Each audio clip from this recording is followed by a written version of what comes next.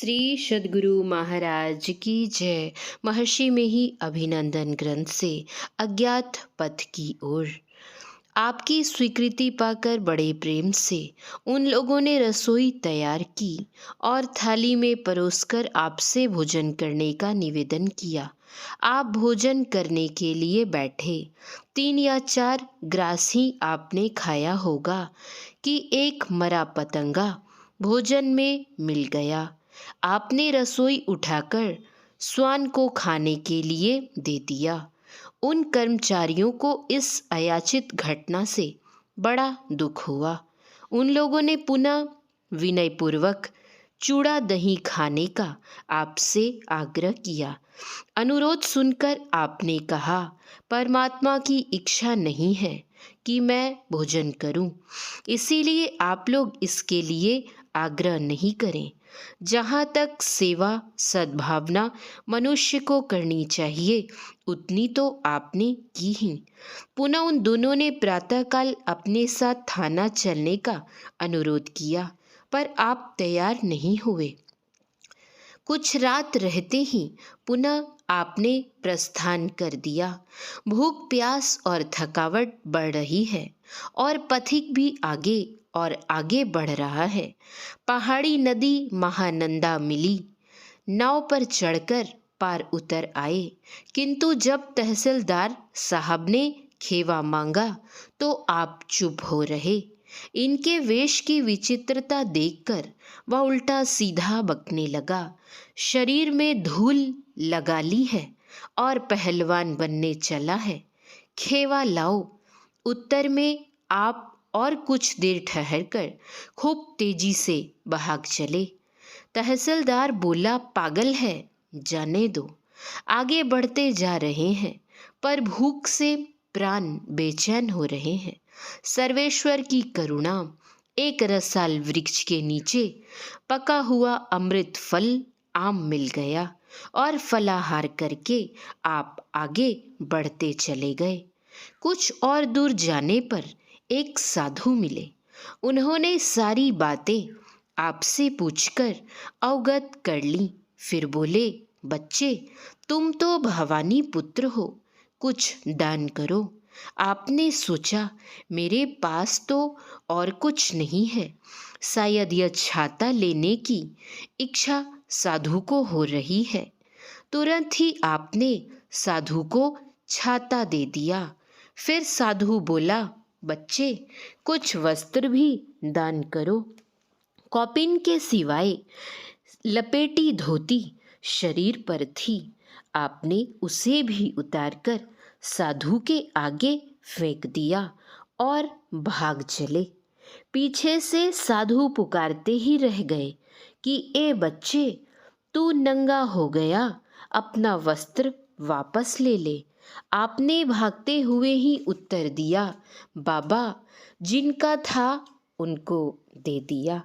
आगे जाने पर आपने हाथ में एक करची बांस की टहनी ले ली। ग्रीष्म ऋतु, भूख और प्यास की त्रिविध ज्वालाएं असह्य हो उठी। कुछ दूर आगे बढ़ने पर एक कूप मिल गया जहां पानी निकालने के सभी साधन मौजूद थे, पर स्नान करके फिर पहना क्या जाए, यह समस्या उठ खड़ी हुई।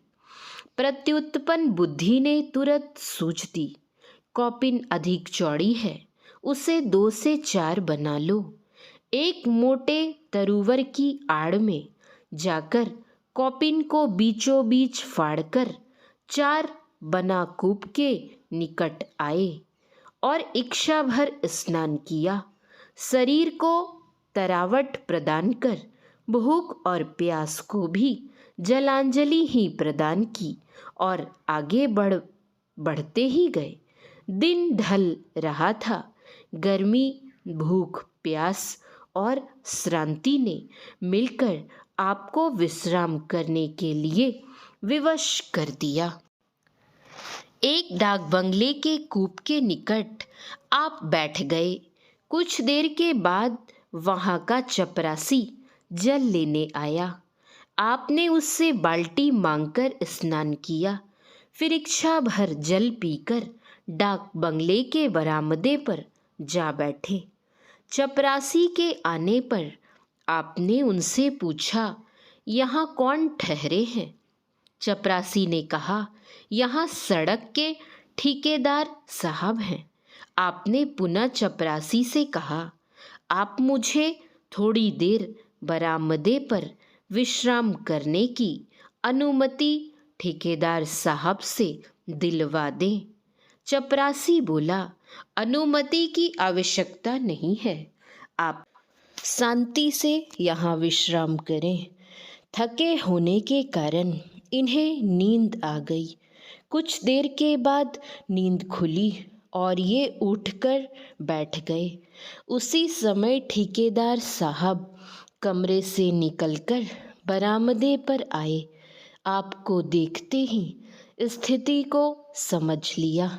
फिर आपसे सारी बातें पूछकर अपनी जिज्ञासा शांत की। ठेकेदार साहब उदार और विवेकशील व्यक्ति थे। उन्होंने शीघ्र ही चावल, दाल एवं आवश्यक बर्तन आदि रसोई के कुल सामान आपको दे दिया और भोजन बना लेने के लिए कहा। आपने यथाशीघ्र खिचड़ी बनाकर संतुष्ट हो भोजन किया। अब संध्या आ रही थी। ये कृतज्ञता ज्ञापन पूर्वक वहाँ से जाने की तैयारी करने लगे, पर ठेकेदार साहब ने आपको नहीं जाने दिया। बोले, शाम हो रही है, आगे निवास का ठिकाना नहीं है। यहाँ बाघ भालू के डर से लोग रात में कमरे के अंदर सोते हैं, अतः आज रात्रि यहीं निवास कर प्रातःकाल इच्छानुसार चले जावें। वार्तालाप करते हुए आपको पता लगा कि ठेकेदार साहब भी दरियापंथी ही हैं। फिर तो परस्पर अपनत्व की भावना घनीभूत हो गई और मुक्त भाव से बातें होने लगीं। ठेकेदार साहब के भाई पूर्णिया जिला स्कूल के ही विद्यार्थी थे और कुछ दिन वहीं रहकर अध्यापन का कार्य भी किया था। अब ठेकेदार साहब ने आपको अपना जानकर यह परामर्श दिया, आप साधु संतों की खोज में दार्जिलिंग मत जाइए। आप यहाँ से सीधे ठाकुरगंज थाना चले जाइए। वहाँ मेरा मित्र मुनीलाल जी थाने के हेड कांस्टेबल हैं। वे कायस्थ कुल के हैं। उन्हें मेरा नाम बताने से वे आपको आदरपूर्वक पाताल गंगा का मार्ग बता देंगे। उसी स्थान पर भीम ने कीचक का वध किया था। भीम के पदाघात से ही पाताल गंगा प्रकट हुई थी। उसी पाताल गंगा के तट पर आपको साधु महात्माओं के दर्शन हो जाएंगे। फिर आपको जिनके साथ रहना अभिष्ट हो उनके संग निवास करें। श्री सद्गुरु महाराज की जय। महर्षि में ही अभिनंदन ग्रंथ से अज्ञात पथ की ओर का कुछ अंश पढ़ा गया है। श्री सद्गुरु महाराज की जय। श्री सद्गुरु महाराज की जय। श्री सद्गुरु महाराज की जय।